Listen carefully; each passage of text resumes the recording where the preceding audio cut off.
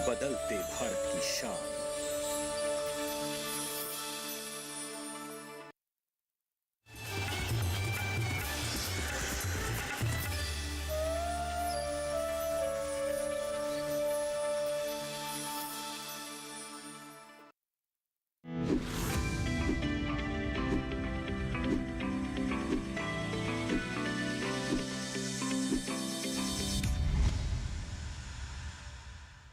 नमस्कार, स्वागत है आपका सरकार आपके साथ कार्यक्रम में। मैं हूं अंजू सिंह।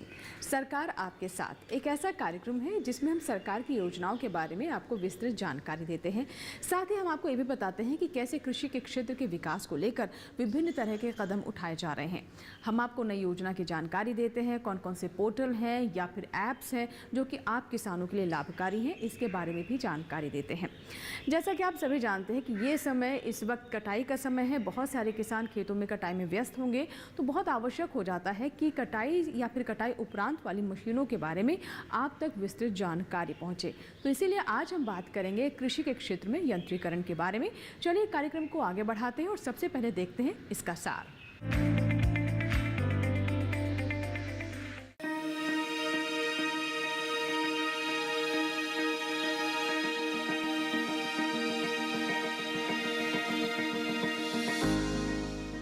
खेती किसानी भी अब दूसरे कामों की तरह हाईटेक हो गई है। खेती किसानी से जुड़े हर एक काम के लिए ऐसी मशीनें और तकनीकें बाजार में उपलब्ध हैं जिनके इस्तेमाल से खेती का काम काफी कम समय में और कम मेहनत में हो जाता है। फसल कटाई की बात करें तो फसल काटने के लिए उन्नत कृषि यंत्रों में हंसिया, स्वचालित रीपर और रीपर कम बाइंडर प्रमुख हैं। लेकिन फसल कटाई करने से पहले और बाद में इन मशीनों की देखरेख करना काफी जरूरी होता है। किसी भी मशीन को इस्तेमाल करने से पहले ये देखें कि उसके कल पुर्जों के सभी जोड़ ठीक से कसे हुए हैं या नहीं। आपस में रगड़कर चलने वाले सभी पुर्जों को तय मात्रा में तेल या ग्रीस दिया जाना चाहिए। मशीनों में लगने वाले पट्टे, बेल्ट, कमानी आदि की हर रोज जांच करनी चाहिए और अगर जरूरी हो तो पुर्जों को बदल देना चाहिए। कटर बार अगर घिस या मुड़ गया हो तो उसे ठीक कर देना चाहिए। रबर बेल्ट की मजबूती को चेक कर लें, अगर जरूरत लगे तो उसे बदल दें। इंजन में ईंधन और मोबिल की जरूरी मात्रा हमेशा बना कर रखें। बहुत कम समय पर काम नहीं पड़ने पर इसे छायादार जगह पर ढक कर रखें। इन सब बातों का ध्यान रखने पर आप कटाई अच्छे से कर पाएंगे। लेकिन जितनी जरूरी कटाई है उतना ही जरूरी है उपज का भंडारण। विशेषज्ञों का कहना है कि भंडारण की सही जानकारी न होने के कारण 10 से 15% अनाज खराब हो जाता है। भंडारण करते समय कुछ बातों का ध्यान रखें और भंडारण वैज्ञानिक विधि से करें जिससे नुकसान की आशंका कम हो जाए। अक्सर अनाज खराब होने की वजह नमी, दीमक, घुने या फिर बैक्टीरिया होते हैं। इसलिए भंडारण करने से पहले गोदाम की सफाई कर लें और अगर वहां दीमक हैं या पुराने अवशेष हैं तो उन्हें बाहर निकालकर नष्ट करें। दीवारों या फर्श पर दरार दिखाई दे तो उसे भी सीमेंट आदि से बंद कर दें। कीटों के प्रकोप से बचने के लिए उचित दवा का घोल बनाकर दीवारों और फर्श पर छिड़काव कर ले। गोदाम ऐसा हो जो हवादार तो हो, लेकिन जब जरूरत पड़े तो उसमें हवा का संचार बंद भी किया जा सके। इसके अलावा अनाज को भंडारित करने से पहले अच्छी तरह सुखा लेना चाहिए। जिन बोरियों में अनाज भरना है उन्हें 20 से 25 मिनट तक खौलते पानी में डाल दें। उसके बाद अच्छी तरह धूप में सुखा लें। अच्छे से सूख जाने के बाद ही उनमें अनाज भरें। बोरियों को गोदाम के फर्श पर न रखें बल्कि 20 से 25 सेंटीमीटर ऊंचे मंच पर रखें। ये मंच दीवार से भी 75 सेंटीमीटर दूर होना चाहिए। अगर बादल छा रहे हैं, बारिश हो रही हो या फिर वातावरण में नमी का एहसास हो रहा हो तो अनाज का भंडारण नहीं करना चाहिए। भंडारण करने के बाद गोदाम में पक्षियों और चूहों के आने जाने के रास्ते बंद कर दें।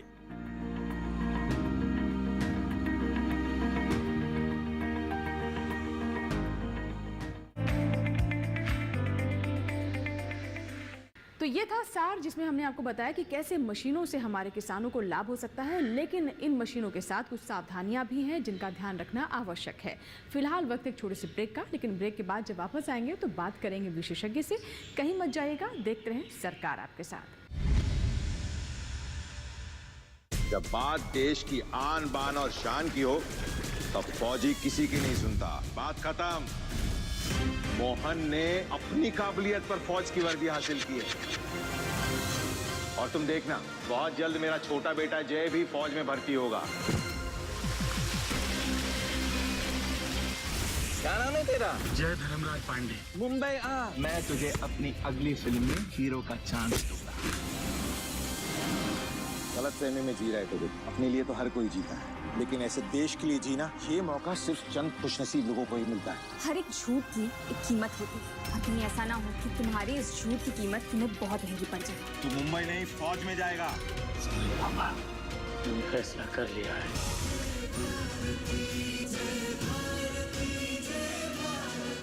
सिर्फ डीडी नेशनल पर, देश का पहला चैनल, देश का अपना चैनल।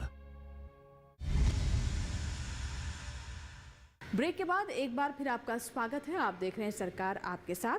चलिए कार्यक्रम को आगे बढ़ाते हैं और ले चलते हैं आपको आज के विशेषज्ञ के पास। आइए बात करते हैं विशेषज्ञ से। आज हम बात कर रहे हैं कृषि यंत्रीकरण की, यानी कटाई के दौरान और कटाई उपरांत जिन मशीनों का इस वक्त हमारे किसान इस्तेमाल करेंगे या फिर कर रहे हैं, उसके बारे में विस्तार से हम जानकारी लेते हैं। और इस पर बातचीत करने के लिए सरकार आपके साथ में हमारे साथ खास मेहमान है डॉक्टर वीएन काले जी। सर, स्वागत है आपका कार्यक्रम में। आप अतिरिक्त आयुक्त हैं कृषि मशीनरी, कृषि एवं किसान कल्याण मंत्रालय में। तो जैसा कि हम बात कर रहे हैं कटाई और कटाई उपरांत जो हम मशीनें इस्तेमाल करते हैं, आज के समय में कृषि यंत्रीकरण कितना महत्वपूर्ण है, जो मशीनरीज हम इस्तेमाल कर रहे हैं कितनी महत्वपूर्ण है वो? बहुत ही महत्वपूर्ण विषय पे आज हम लोग चर्चा कर रहे हैं, कृषि यांत्रिकरण पे। आप देखेंगे कि जो हमारी पहली जो कृषि मतलब हरित क्रांति आई थी, उसमें एग्रीकल्चर मैकेनाइजेशन का, कृषि यांत्रिकरण का बहुत महत्वपूर्ण योगदान रहा। तभी हम लोग प्रोडक्शन और प्रोडक्टिविटी हमारी बढ़ी है।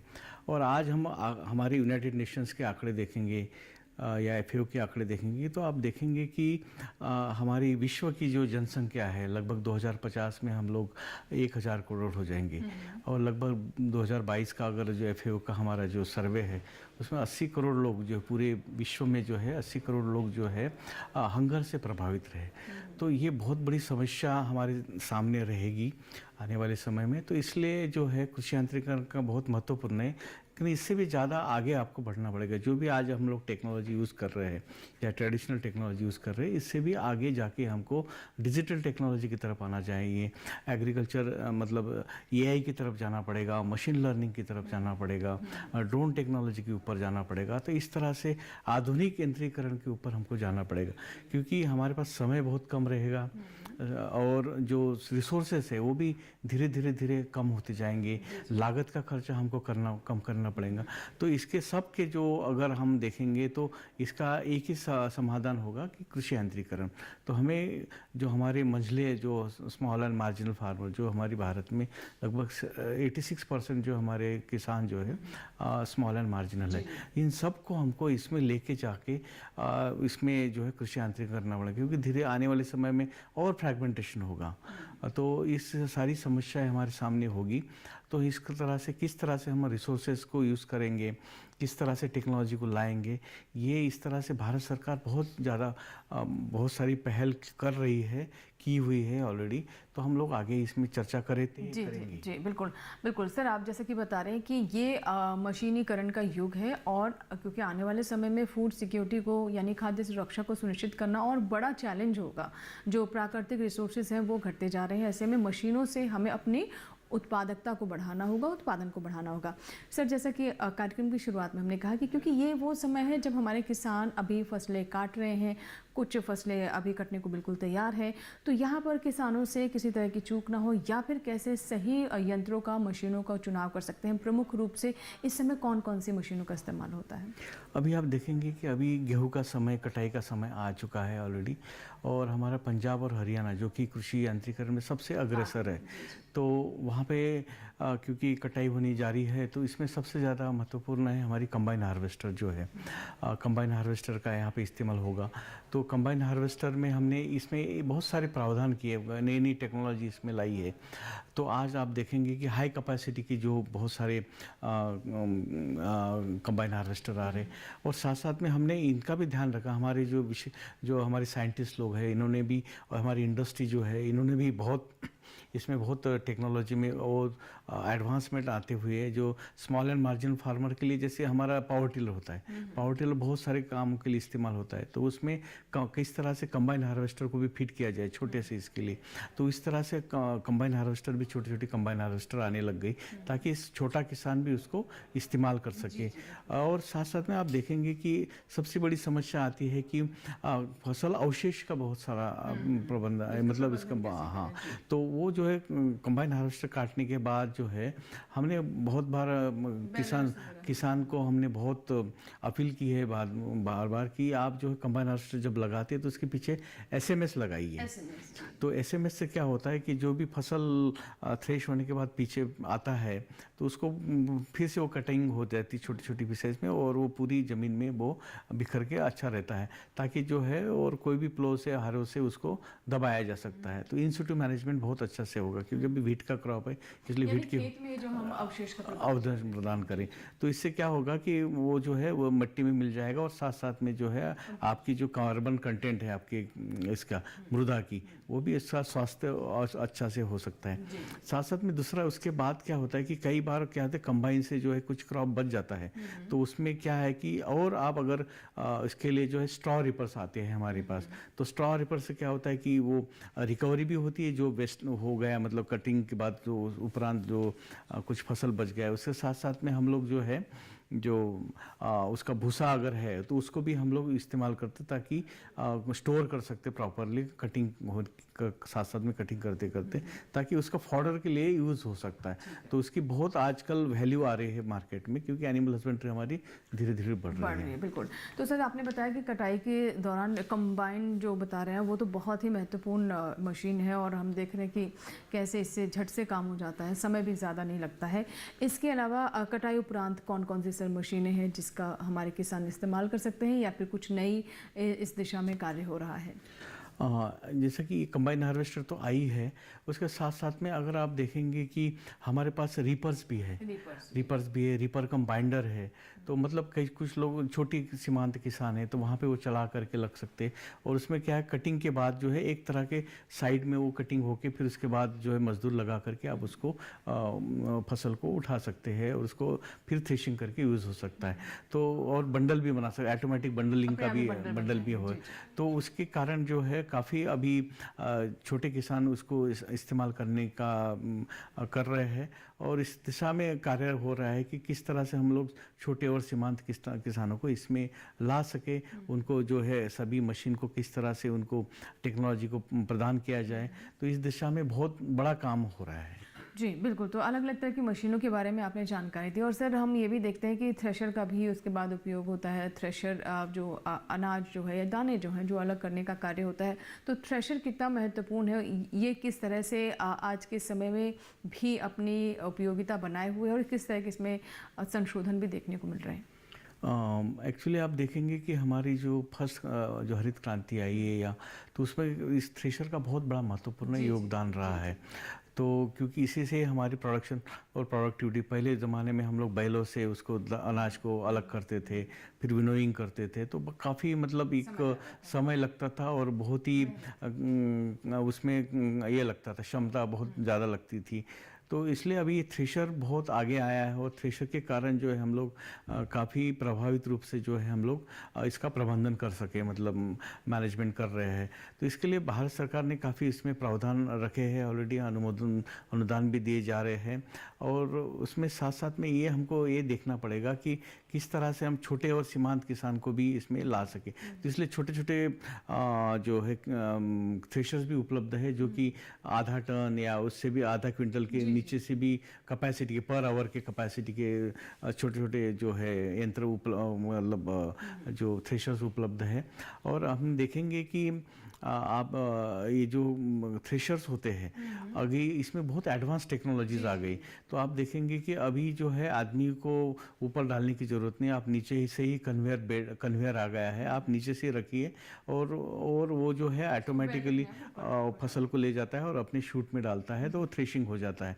और चलते चलते भी आप अगर मान लीजिए कि आपने इकट्ठा नहीं किया है मतलब फसल को, तो आप उसको भी प्रावधान है, उसमें आपका ट्रैक्टर भी चलते रहेगा, थ्रेशर भी चलते रहेगा। तो जो मजदूर भाई है वो सब उसमें डाल के कन्वेयर में डाल के ऑटोमेटिकली, तो उसमें समय भी बचत होता है, ऊर्जा भी बचती है। सर इसके साथ मैं आपसे जानना चाहूँगी, जैसे कि आपने बताया कि मुख्य रूप से कौन कौन सी मशीनों का इस वक्त इस्तेमाल होता है। अब बात करते हैं कि जब हम इन्हें इस्तेमाल करना शुरू करें, कई जगह तो इस्तेमाल भी हो रहा होगा, तो उससे पहले चेक लिस्ट क्या होनी चाहिए, किन बातों को सुनिश्चित कर लेना चाहिए इन मशीनों को इस्तेमाल करने से पहले? ये बहुत बड़ा महत्वपूर्ण है क्योंकि टेक्नोलॉजी आते आते आपको सावधानी भी बरतनी चाहिए, क्योंकि ये सारी मूविंग पार्ट्स की सारी टेक्नोलॉजी होती है। तो इसमें ये आपको देखना चाहिए कि इसको ड्राई रन बहुत ज़रूरी है।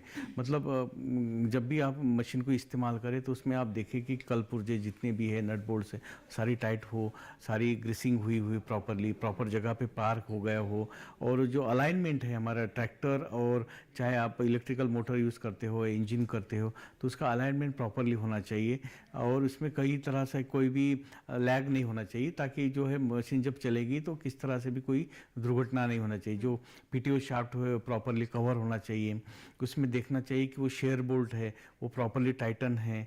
कई बार कि किसान क्या होता है उसको समझता है कि ये कोई काम की चीज़ नहीं, लेकिन शेयर बोल्ट बहुत महत्वपूर्ण है।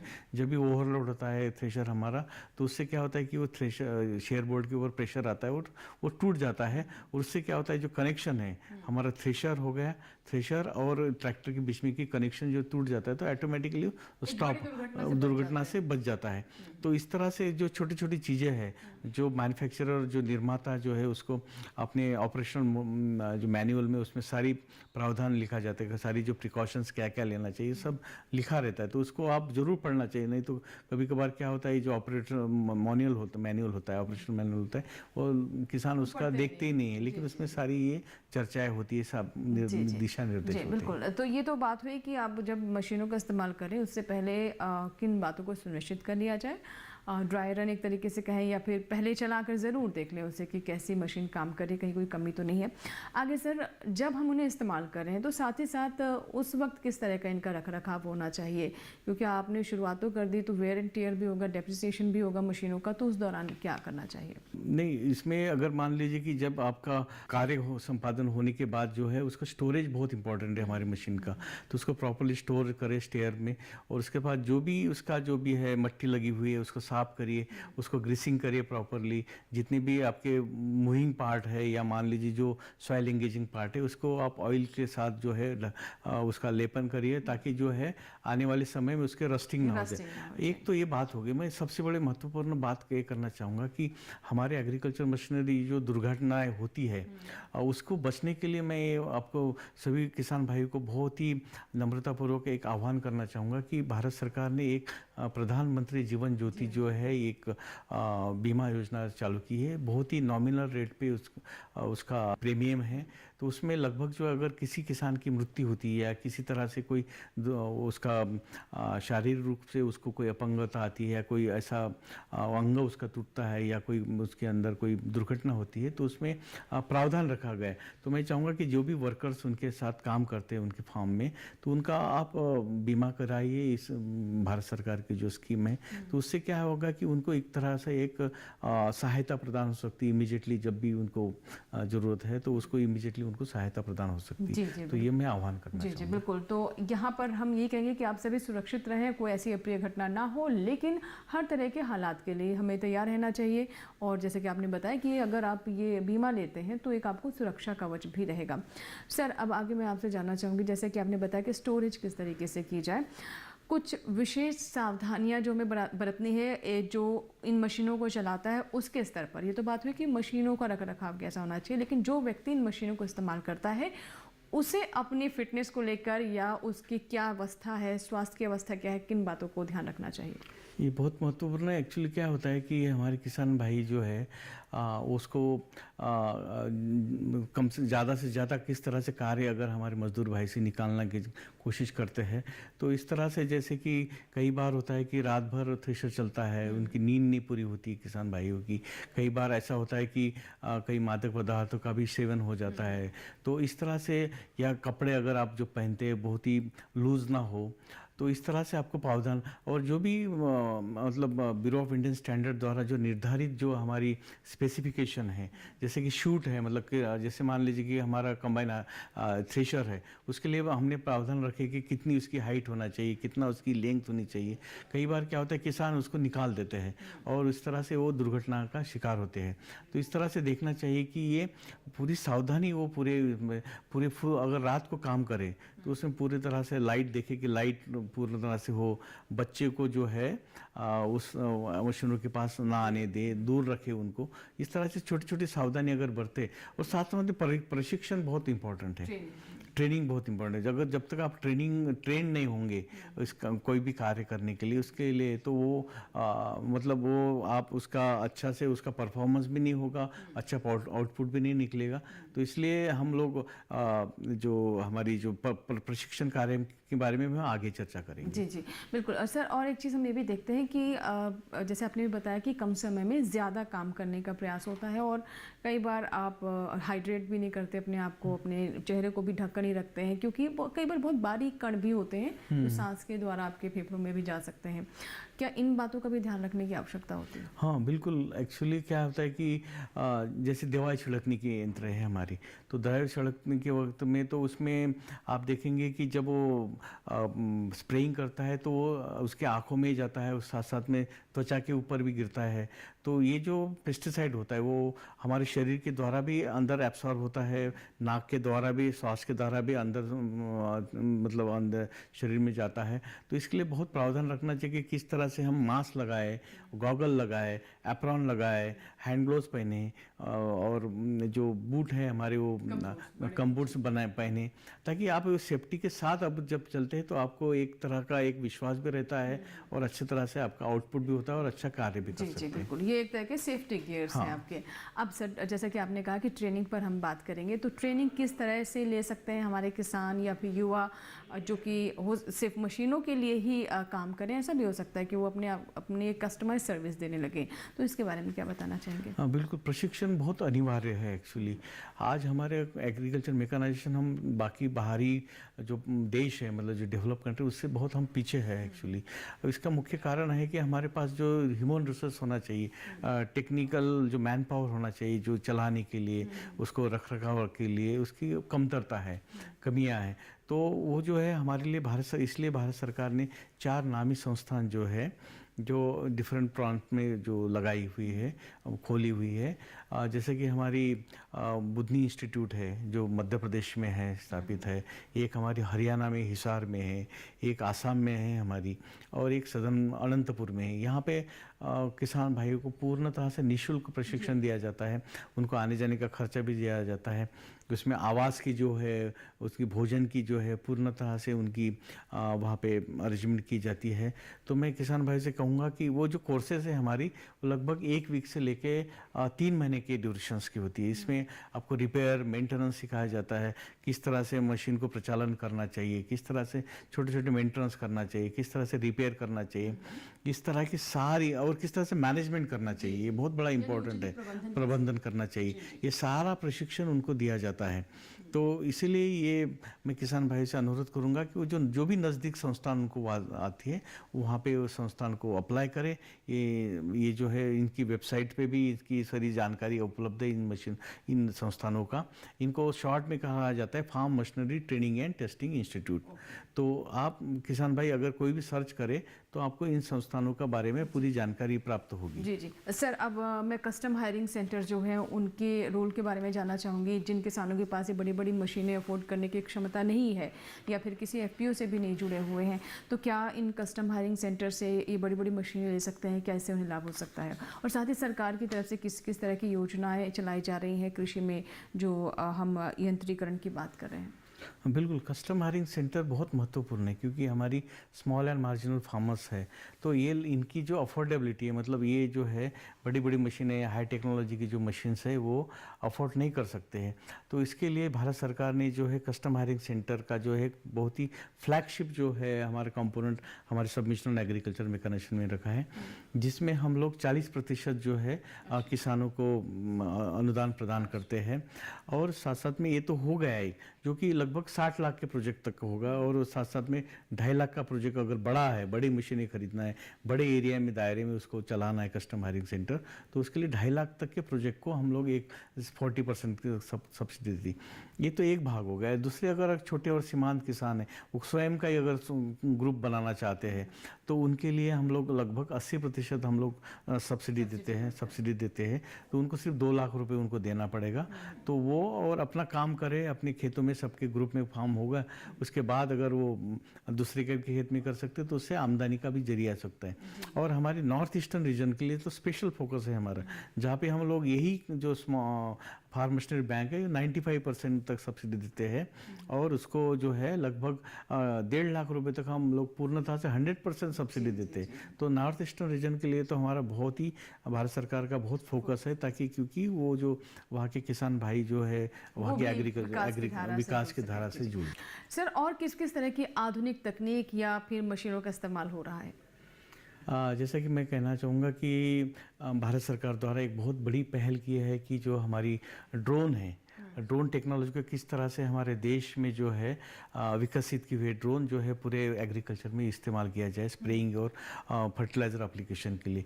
तो इसलिए ये एक बहुत बड़ा फ्लैगशिप स्कीम जो है भारत सरकार ने लॉन्च किया है ड्रोन दीदी के नाम का, जिसमें हम लोग 15,000 ड्रोन जो है महिलाओं को सेल्फ हेल्प ग्रुप को दिया जाएगा। तो इसका मुख्य उद्देश्य यही है कि वो महिलाओं को हम सशक्तिकरण किया जाए उनका, और उनको जो हम लोग 80% हम लोग उनको महिलाओं को अनुदान प्रदान कर रहे हैं। उसमें ट्रेनिंग भी उसमें प्रावधान है, उसमें जो 20% जो उनकी तरफ से देनदारी भी, उस पर भी कुछ उसमें ये बहुत बड़ा महत्वपूर्ण है कि एग्रीकल्चर इंफ्रास्ट्रक्चर फंड है, उसमें जो लगभग जो बैंक लो जो रेट ऑफ इंटरेस्ट होता है, इसमें भारत सरकार 3% उसमें प्रावधान करेगा, अनुदान 3% का देंगे, सब्सिडी इंटरवेंशन देंगी, ताकि फिर उसमें लगभग 6% तक ही उनको देना पड़ेगा। तो उसमें के लिए भी प्रावधान, ये खाली ड्रोन के लिए नहीं, बाकी मशीन के लिए भी उपलब्ध है। तो ड्रोन टेक्नोलॉजी आने वाले समय में हमारे कृषि में बहुत ही मतलब क्रांति लाएगा। बिल्कुल। बहुत बहुत शुक्रिया सर इतनी विस्तृत चर्चा के लिए, और हम पूरी उम्मीद करते हैं कि किसानों को भी इससे बहुत लाभ होगा, वो भी सही मशीनों का, सही यंत्रों का इस्तेमाल कर पाएंगे, चुनाव कर पाएंगे, और कैसे उसका रख रखाव करें, कैसे ट्रेनिंग ले और कैसे पूरी दक्षता के साथ अपने कार्य को आगे बढ़ाएं, उसमें ज़रूर मदद मिलेगी। बहुत बहुत धन्यवाद सर। तो ये थे विशेषज्ञ से हमारी पूरी बातचीत। इसी के साथ ही सरकार आपके साथ में फिलहाल इतना ही। नए अंक में एक नए विषय के साथ, एक नई योजना की जानकारी के साथ फिर होगी आपसे मुलाकात। लेकिन अगर आपको कोई सवाल है, कोई सुझाव है, कोई फीडबैक है, या फिर आप चाहते हैं किसी विषय पर, किसी योजना पर हम सरकार आपके साथ लेकर आएँ, तो आप हमें ईमेल भी कर सकते हैं। हमारा ईमेल आईडी नोट कर लें, sarkaraapkesaath@gmail.com। आप हमें फेसबुक के माध्यम से भी संपर्क कर सकते हैं। इसके लिए फेसबुक पर जाएं, सर्च बॉक्स में सरकार आपके साथ हिंदी में टाइप करें, हमारा पेज खुल जाएगा जिसे आप फॉलो कर सकते हैं। मैसेंजर या फिर वॉल पर अपने सवाल लिख सकते हैं। इसके साथ ही हमारा टोल फ्री नंबर भी है, यानी डीडी किसान का कॉल सेंटर नंबर, उसके माध्यम से भी आप हमें संपर्क कर सकते हैं। आप नंबर नोट कर लें, 1800-113060। सुबह 6 बजे से रात 10 बजे के बीच आप इस नंबर पर कॉल करें और अपने सुझाव और सवाल रिकॉर्ड करवाएं। ये सुविधा आपके लिए सोमवार से शनिवार उपलब्ध है। यहाँ लेंगे आपसे इजाज़त, होगी फिर आपसे मुलाकात सरकार आपके साथ में। तब तक के लिए नमस्कार।